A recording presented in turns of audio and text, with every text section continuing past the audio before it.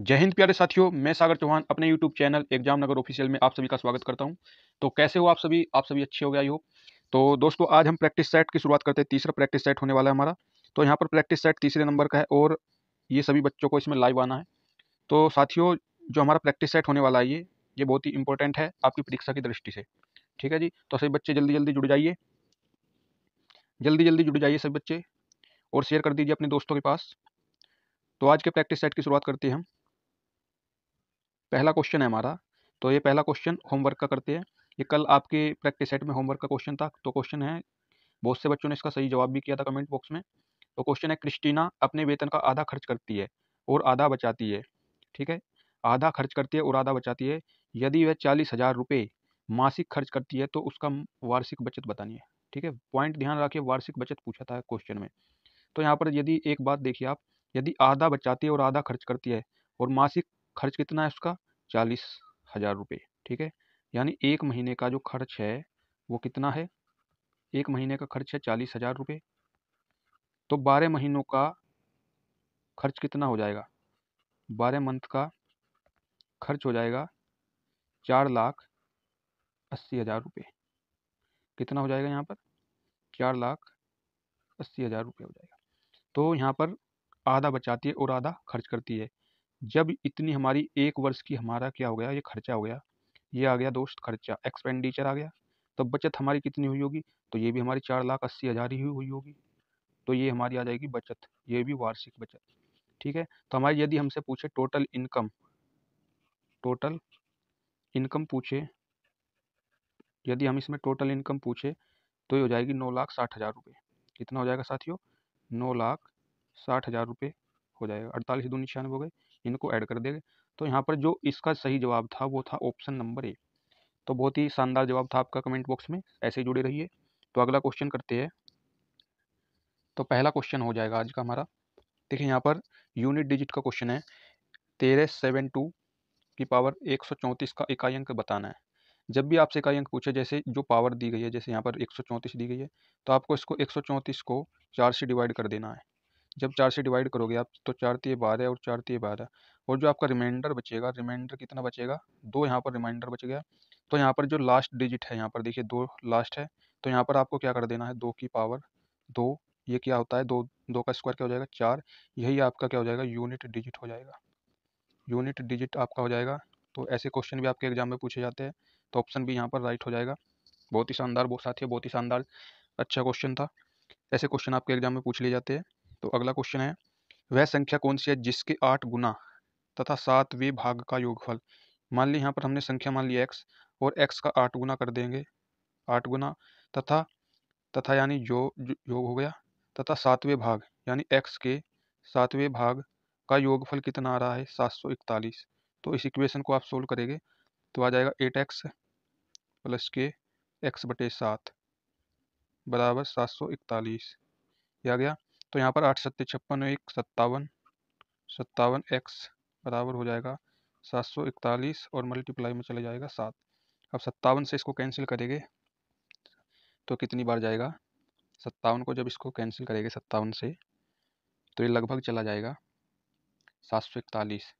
तो 57 एकम 57 यहाँ पर करते हैं इसको, 1 मिनट रुकिए, कनेक्ट कनेक्ट नहीं हो रहा है पेन टैप्स, क्या प्रॉब्लम है। अरे कनेक्ट हो चुका है। तो यहाँ पर देखिए 57 से 741 को कैंसिल करेंगे तो 57 एकम 57 जाएगा एक बार। तो यहाँ बच जाएगा 3 और 14 17, तो 5 7 21 यानी 3 बार जाएगा ये, 13 से कट जाएगा। तो x बराबर आ जाएगा 13 मल्टीप्लाई के साथ, ये आ जाएगा 91। ठीक है, 91 ऑप्शन सी यहाँ पर राइट हो जाएगा, ऑप्शन सी यहाँ पर राइट हो जाएगा। बहुत ही अच्छा, बढ़िया, शानदार। तो अगला क्वेश्चन है मेरे साथियों।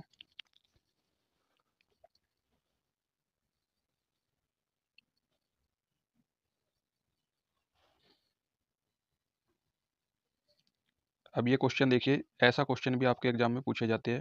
देखिए यहाँ पर मुर्गियाँ दे रखी है, मुर्गियाँ और भैंस के एक झुंड में पैरों की संख्या, ठीक है जी, पैरों की जो संख्या है, क्या हुआ, पैरों की जो संख्या है सिरों की संख्या के 2 गुने से 16 अधिक है। ठीक है जी, सिरों की संख्या के 2 गुने से 16 अधिक है। यहाँ पर देखिए हम मुर्गियों को क्या मान लेंगे, यहाँ पर मुर्गी जो है मुर्गियों को x मान लेंगे, इसको मुर्गी को x मान ले, और ये जो क्या दे रखा है भैंस, भैंस को हम मान लेते हैं y।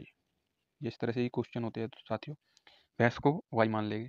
अब आप एक बात सोचिए, भैंस के भी एक सिर होता है और मुर्गी के भी एक सिर होता है, तो यहाँ पर क्या हो जाएगा x और प्लस के y। यहाँ पर ये सिर हो गए, सिरों की संख्या हो गई यहाँ पर, ठीक है। सिरों की संख्या निकालेंगे तो यहाँ पर करेंगे सिरों की संख्या हो जाएगी ये संख्या, x प्लस वाई बराबर हो जाएगा सिरों की संख्या। अब जो आपकी मुर्गी है उसके कितने पैर होते हैं, तो पैर होते हैं 2 पैर होते हैं तो 2x हो जाएगा मुर्गी के, और भैंस के कितने पैर होते हैं 4, तो यहाँ पर 4y। इस तरह से आप करेंगे, ये आपकी हो जाएगी पैरों की संख्या, ठीक है जी। ये हो जाएगी पैरों की संख्या, ये पैरों की संख्या हो गई। अब आपको यहाँ पर कह रहा है कि सिरों की संख्या के 2 गुने से 16 अधिक है। पैरों की संख्या, पैरों की संख्या हमारी क्या है, ये वाली है 2x प्लस 4y। देखते जाइए 2x प्लस के 4y, यानी जो पैरों की संख्या है वो हमारे जो सिरों की संख्या, सिरों की संख्या यहाँ पर देखिए ये दे रखी है x प्लस वाई, यही तो सिर हो जाएगा हमारे, और ये हमें लिखना है x प्लस वाई, यानी सिरों की संख्या, सिरों की संख्या के 2 गुने से, यानी इसका 2 गुना करेंगे हम, यानी 2 गुना करने के लिए 2 से मल्टीप्लाई करेंगे। और कितना अधिक है, देखो यहाँ पर क्वेश्चन में यहाँ पर दे रखा है 16 अधिक है, कितना अधिक है 16 अधिक है, तो यहाँ पर 16 ऐड कर देंगे इस तरह से। अब इसको इक्वेशन को सोल्व कर लेना है, यानी ये समीकरण बन गई, इसको सोल्व कर लेंगे 2x प्लस के 4y, और बराबर ये भी यहाँ पर क्या हो जाएगा 2x प्लस के 2y प्लस के 16, इस तरह से। तो यहाँ पर 2x से 2x कैंसिल हो जाएगा, और 4y में से जब 2y माइनस होगा इधर आकर, तो ये आ जाएगा 2y बराबर 16, तो y बराबर यहाँ पर आ जाएगा 8। जब हमारे जो y यानी भैंस की संख्या आ गई हमारे पास 8, कितनी आ गई 8, और हमसे क्वेश्चन में पूछा गया था कि भैंस की संख्या कितनी होगी, तो भैंस की संख्या यहाँ पर 8 हो जाएगी, ऑप्शन डी राइट हो जाएगा।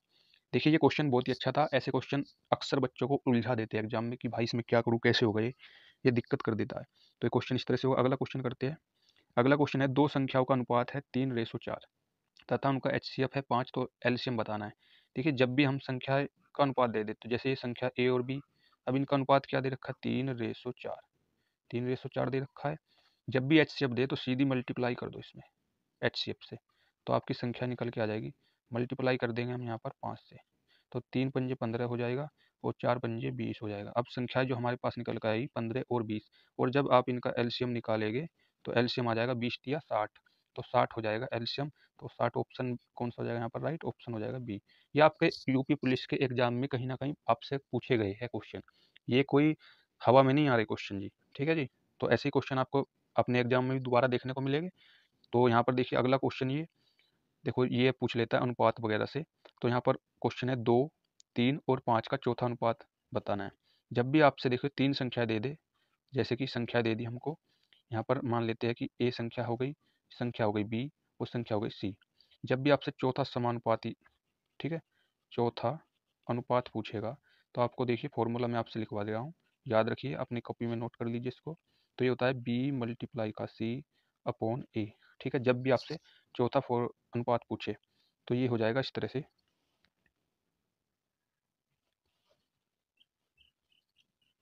तो यहाँ पर बी मल्टीप्लाई सी हो गया। तो जी अब बी की वैल्यू देखिए, यहाँ पर ए की जगह हो जाएगा 2, और बी की जगह हो जाएगा आपका 3, और सी की जगह हो जाएगा 5। तो यहाँ पर बी की जगह आप क्या करोगे 3 मल्टीप्लाई 5 कर दोगे सी की वैल्यू, और ए की वैल्यू हो जाएगी आपकी 2, तो ये आ जाएगा 15/2। तो यहाँ पर ऑप्शन कौन सा हो जाएगा, ऑप्शन बी राइट हो जाएगा। अगला क्वेश्चन करते हैं। अगला क्वेश्चन है जी आपका, यहाँ पर देखिए सफल और असफल छात्रों का अनुपात दिया है आपको। अनुपात कितना हो जाता है, देखो 6:1 पहले दिया गया था, 6:1 दिया गया था, और बाद में यह अनुपात कितना हो जाता है 9:1। ये थोड़ा मिस्टेक हो गया, टाइपिंग मिस्टेक है जी। तो यहाँ पर देखिए अगर 6 और छात्र सफल हो तो कुल छात्र कितने हो गए। देखिए इस तरह से क्वेश्चन है। देखिए यहाँ पर पास, पास वाले लिख लेंगे एक साइड, पास हो गए ये वाले, और ये हो गए फेल वाले। इनका रेशो कितना है 6:1, इस तरह से इनका हो गया, रेशो बन गया। अब ये रेशो जब इसमें 6 स्टूडेंट सफल और हो जाते हैं, तो ये रेशो कितना हो जाता है 9:1 हो जाता है। कब होता है, जब 6 सफल स्टूडेंट हो जाते हैं, मतलब 6 स्टूडेंट सफल हो जाते हैं, तो 6 स्टूडेंट प्लस हो जाएंगे। तो जब सफल स्टूडेंटों की संख्या बढ़ेगी तो असफल की घटेगी, ठीक है, क्योंकि टोटल में से तो माइनस ही होगे। अब इनका क्रॉस क्रॉस मल्टीप्लाई कर दीजिए, तो 6 एकम 6 इस तरह से क्रॉस मल्टीप्लाई हो जाएगी आपकी, और इसकी इधर हो जाएगी। तो 6 एकम 6 हो गए यहाँ पर, और 9 की 1 में होगी तो 9 हो जाएगा। यहाँ पर जो डिफरेंस आएगा आपका वो आ जाएगा 3। कितना आ जाएगा? 3 आ जाएगा। अब इनकी मल्टीप्लाई करिए, इधर क्रॉस मल्टीप्लाई करेंगे तो यहाँ पर देखिए इस तरह से ये आ जाएगा, -54 आ जाएगा इस साइड, और इधर आ जाएगा +6। और ये किसके बराबर हो जाएगा? देखिए यहाँ पर 3 यूनिट जो यहाँ पर है हमारा, इन 3 यूनिट की वैल्यू किसके बराबर हो जाएगी? 54 और 6 60 हो जाएगी। तो 1 यूनिट की वैल्यू हो जाएगी हमारी, तो ये हो जाएगी 20। 20 हो जाएगी। तो क्वेश्चन में पूछा है कि कुल छात्र कितने हैं। देखिए कुल छात्र पूछा है हमसे, तो कुल छात्र कितने हो गए? देखो 6 यूनिट इसकी, 1 यूनिट और फेल वाली, तो 7 यूनिट की वैल्यू कितनी हो जाएगी यहाँ पर? 7 यूनिट की वैल्यू हो जाएगी, तो 7 मल्टीप्लाई का 20, ये हो जाएगा आपका 140, राइट आंसर हो जाएगा। तो यहाँ पर ऑप्शन ए राइट हो जाएगा। अगले क्वेश्चन की ओर बढ़ते हैं। अगला क्वेश्चन है जी हमारा, देखिए ये ए बी और सी के बीच 1152 का नुकसान, ठीक है, 1152 का नुकसान 7:8 के अनुपात में विभाजित होना चाहिए। तो ए का हिस्सा बताना है। तो ए का हिस्सा बताना है हमें। तो ए का हिस्सा कैसे निकालना है जी? देखिए यहाँ पर ये ए हो गया, ये हो गया बी, ये हो गया सी। इनका रेशो दे रखा है यहाँ पर 7:8 और 9। तो ए का हिस्सा पूछा है हमसे। देखो 7 से आप यूनिट डिजिट से भी जाओगे तो 7 का मल्टीपल होगा ऑप्शन, ऐसे भी आप कर सकते हो। देखिए इसका आंसर क्या हो जाएगा मेरे अंदाजे से भी, 7 का मल्टीपल देखिए, 7 दूनी चौक 28 और 5 7 अट्ठे 56। ए भी हो जाएगा अभी तक, ए भी हो सकता है। और 7 पंजे 35, 7 चौक 28, 2 4 6, बी नहीं होगा, ये आंसर नहीं होगा। 7 चौक 28, 7 पंजे 35, ये भी आंसर नहीं होगा। 7 पंजे 35 और 3, ये भी आंसर नहीं होगा। तो ऑप्शन ए इसका राइट हो जाएगा। तो मैं आपको कर कर दिखाता हूँ। तो यहाँ पर देखिए 1152 की वैल्यू आपकी कितनी हो जाएगी? 7 8 15 9 कितने हो गए? 24। 24 के बराबर हो गई। तो हम ए की वैल्यू पूछिए तो 7 से मल्टीपल करना है। तो 8 से काटेंगे 3 बार, और ये आ जाएगा आपका 3 तिया 9 और 3 अट्ठे 24 और 3 चौक 12।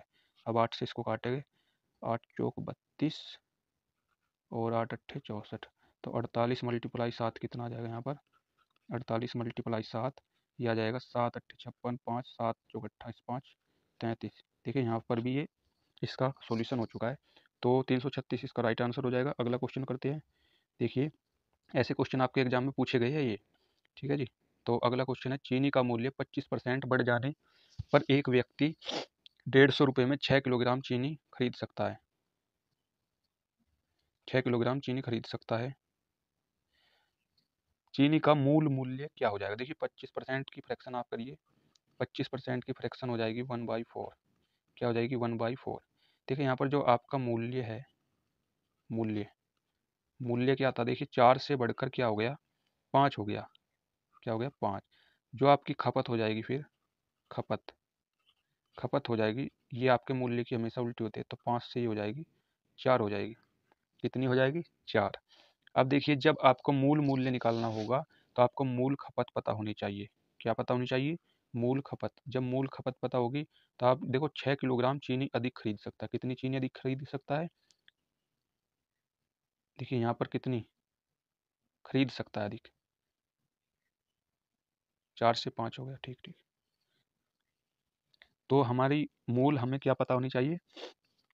मूल खपत कितनी हो जाएगी? तो 5 मल्टीप्लाई के 6, ये हो जाएगी 30। और जब आपको कितने रुपए में खरीदनी है? तो 150 में, और 150 से दे दीजिए आप भाग, तो आ जाएगा 30 पंजे 150। ये पूरे 5 बार कैंसिल हो जाएगा।